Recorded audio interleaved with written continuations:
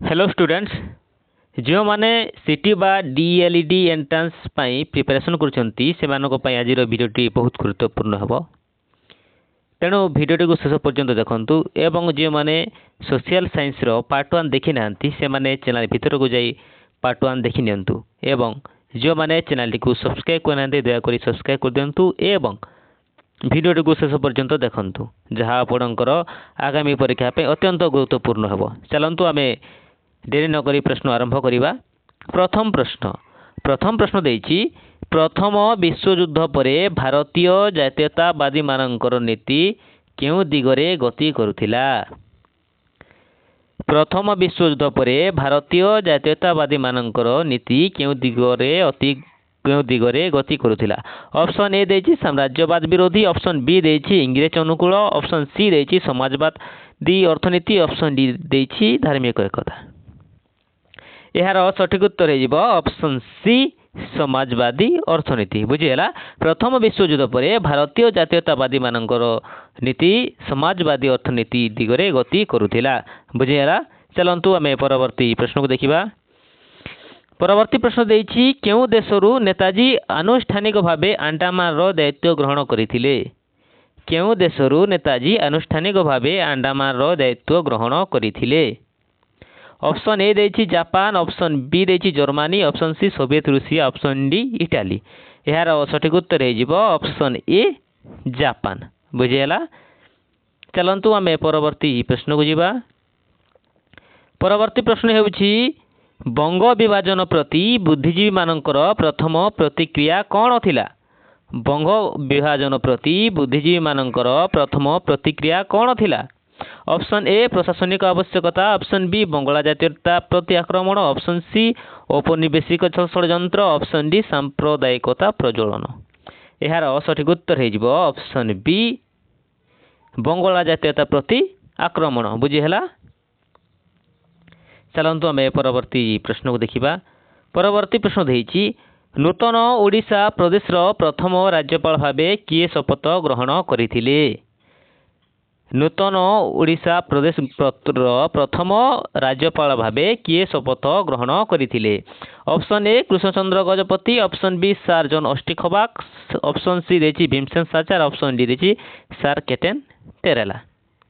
तो यार सठिक उत्तर हो option B Sir John Austin Hubback. बुझीगला नूतन ओडिशा रो प्रथम राज्यपाल भावे सर जॉन अस्टिन हबाक शपथ ग्रहण करिथिले। परवर्ती प्रश्न देखिबा आमे। परवर्ती प्रश्न देइछि 1921 फेब्रुआरी 3 तारिख दिन ओडिशा रो केउठारे विदेशी वस्त्र पड़ा जायथिला। 1921 फेब्रुआरी 3 तारिख दिन ओडिशा रो केउठारे विदेशी वस्त्र पड़ा जायथिला। Option A Cuttack, option B Puri, option C Bhadrak, option D Baleswar. यार सठिक उत्तर हो ऑप्शन बी पुरी। बुझीगला देखिबा परवर्ती प्रश्न कौन देइछि। परवर्ती प्रश्न देइछि लखनऊ ठारे साइमन कमिशन विरोधी शोभायात्राकारी मध्यरु किए पुलिस लाठी माड़र शिकार होइथिले। लखनऊ ठारे साइमन कमिशन विरोधी शोभायात्राकारी मध्यरु किए पुलिस लाठी माड़र शिकार होइथिले। Option A Lala Lajpat Rai, option B Mahatma Gandhi, option C Govind Ballabh Pant, option D Bipin Chandra Pal. यार सठिक उत्तर हो ऑप्शन सी गोविंद बल्लभ पंत। बुझीगला चलंतु आमे परवर्ती प्रश्न को देखिबा। परवर्ती प्रश्न हेउछि किए क्रमागत भावे 2 वर्ष भारतीय जातीय कांग्रेस रो सभापति रूपे निर्वाचित होइथिले। किए क्रमागत भावे 2 वर्ष भारतीय जातीय कांग्रेस रो सभापति रूपे निर्वाचित होइथिले। ऑप्शन ए मौलाना अबुल कलाम आजाद, ऑप्शन बी देछि जवाहरलाल नेहरू, ऑप्शन सी देछि आचार्य कृपालिनी, ऑप्शन डी देछि सुभाष चंद्र बोस। यार सठिक उत्तर हो ऑप्शन डी सुभाष चंद्र बोस। सुभाष चंद्र बोस 2 वर्ष क्रमागत भाव में भारतीय जातीय कांग्रेस सभापति भावे निर्वाचित होते। बुझीगला परवर्ती प्रश्न देखिबा आमे। वंदे मातरम क्यों आंदोलन रो संग्राम संगीत थिला। ବନ୍ଦେ ମାତରମ୍ କେଉଁ ଆନ୍ଦୋଳନର ସଂଗ୍ରାମ ସଙ୍ଗୀତ ଥିଲା? ଅପସନ୍ ଏ ଭାରତ ଛାଡ଼ ଆନ୍ଦୋଳନ, ଅପସନ୍ ବି ଅସହଯୋଗ ଆନ୍ଦୋଳନ, ଅପସନ୍ ସି ସ୍ୱଦେଶୀ ଆନ୍ଦୋଳନ, ଅପସନ୍ ଡି ଖିଲାଫତ ଆନ୍ଦୋଳନ। ଏହାର ସଠିକ୍ ଉତ୍ତର ହୋଇଯିବ ଅପସନ୍ ସି ସ୍ୱଦେଶୀ ଆନ୍ଦୋଳନ। ବୁଝିହେଲା? ଚାଲନ୍ତୁ ଆମେ ପରବର୍ତ୍ତୀ ପ୍ରଶ୍ନକୁ ଦେଖିବା। ପରବର୍ତ୍ତୀ ପ୍ରଶ୍ନ ଦେଇଛି 1908 ମସିହା ମୁଜାଫରପୁର ହିଂସାକାଣ୍ଡରେ କିଏ ସମ୍ପୃକ୍ତ ଥିଲେ? 1908 ମସିହା ମୁଜାଫରପୁର ହିଂସାକାଣ୍ଡରେ କିଏ ସମ୍ପୃକ୍ତ ଥିଲେ? ଏହାର ସଠିକ୍ ଉତ୍ତର ହୋଇଯିବ ଅପସନ୍ ବି ଖୁଦିରାମ ବୋଷ। ଚାଲନ୍ତୁ ଆମେ ପରବର୍ତ୍ତୀ ପ୍ରଶ୍ନକୁ ଦେଖିବା। ପରବର୍ତ୍ତୀ ପ୍ରଶ୍ନ ଦେଇଛି କେବେ ବ୍ରିଟିଶ ସରକାର ସାଇମନ କମିଶନର ନିଯୁକ୍ତି ଘୋଷଣା କରିଥିଲେ? କେବେ ବ୍ରିଟିଶ ସରକାର ସାଇମନ କମିଶନର ନିଯୁକ୍ତି ଘୋଷଣା କରିଥିଲେ? ଅପସନ୍ ଏ ଦେଇଛି 1926, ଅପସନ୍ ବି ଦେଇଛି 1927, ଅପସନ୍ ସି ଦେଇଛି 1928, ଅପସନ୍ ଡି ଦେଇଛି 1929। ଏହାର ସଠିକ୍ ଉତ୍ତର ହୋଇଯିବ ଅପସନ୍ ବି 1927।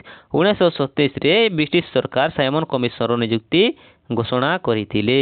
ବୁଝିହେଲା? ଚାଲନ୍ତୁ ଆମେ ପରବର୍ତ୍ତୀ ପ୍ରଶ୍ନକୁ ଦେଖିବା। ପରବର୍ତ୍ତୀ ପ୍ରଶ୍ନ ଦେଇଛି ସମ୍ବିଧାନ ପ୍ରଣୟନକାରୀ ସଭାର ସଭାପତି କିଏ ଥିଲେ? ସମ୍ବିଧାନ ପ୍ରଣୟନକାରୀ ସଭାର ସଭାପତି କିଏ ଥିଲେ? ଏହାର ସଠିକ୍ ଉତ୍ତର ହୋଇଯିବ ଅପସନ୍ ବି ଡକ୍ଟର ରାଜେନ୍ଦ୍ର ପ୍ରସାଦ। ବୁଝିହେଲା? ପରବର୍ତ୍ତୀ ପ୍ରଶ୍ନ ଆମେ ଦେଖିବା ସ୍ୱାଧୀନ ଭାରତର ପ୍ରଥମ ଗଭର୍ଣ୍ଣର ଜେନେରାଲ କିଏ ଥିଲେ? ସ୍ୱାଧୀନ ଭାରତର ପ୍ରଥମ ଗଭର୍ଣ୍ଣର ଜେନେରାଲ କିଏ ଥିଲେ? Option A Rajagopalachari, option B doctor Rajendra Prasad, option C Lord Mountbatten, option D Lord ୱାବେଲ।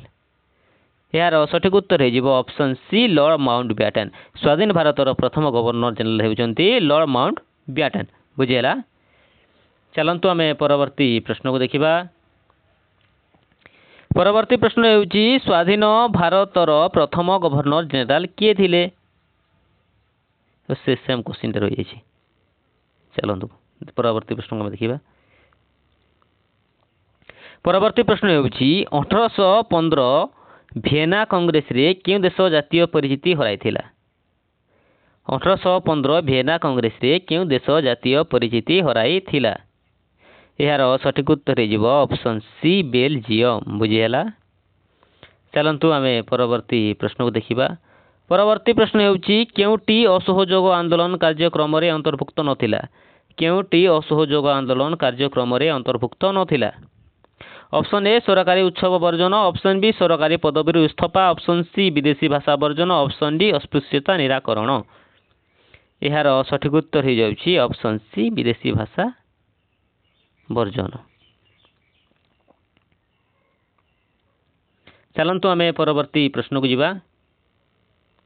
ପରବର୍ତ୍ତୀ ପ୍ରଶ୍ନ ଦେଇଛି ଭାରତୀୟ ଜାତୀୟ କଂଗ୍ରେସର ସାଧାରଣ ଅଧିବେଶନରେ କିଏ ଭାରତ ଛାଡ଼ ପ୍ରସ୍ତାବ ଆଗତ କରିଥିଲେ?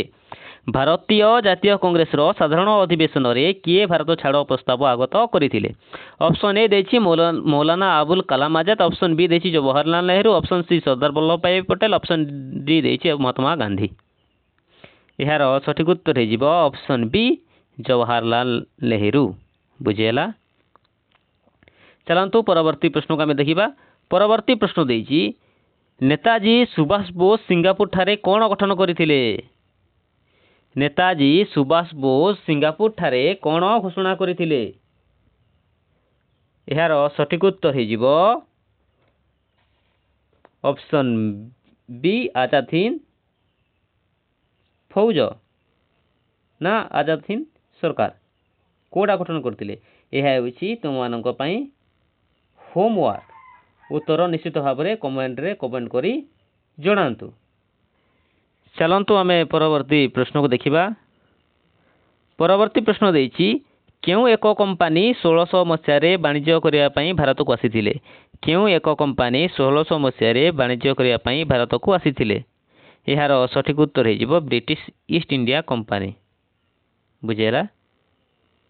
ଚାଲନ୍ତୁ ଆମେ ପରବର୍ତ୍ତୀ ପ୍ରଶ୍ନକୁ ଦେଖିବା। ପରବର୍ତ୍ତୀ ପ୍ରଶ୍ନ ଦେଇଛି ଇଂରେଜ ବଣିକମାନଙ୍କୁ ସୁରତଠାରେ ବାଣିଜ୍ୟ କୋଠି ନିର୍ମାଣ କରିବା ଅନୁମତି ନିମ୍ନୋକ୍ତ ମଧ୍ୟରୁ କିଏ ଦେଇଥିଲେ? इंग्रेज बणिकମାନଙ୍କୁ ସୁରତଠାରେ ବାଣିଜ୍ୟ କୋଠି ନିର୍ମାଣ କରିବା ଅନୁମତି ନିମ୍ନୋକ୍ତ ମଧ୍ୟରୁ କିଏ ଦେଇଥିଲେ?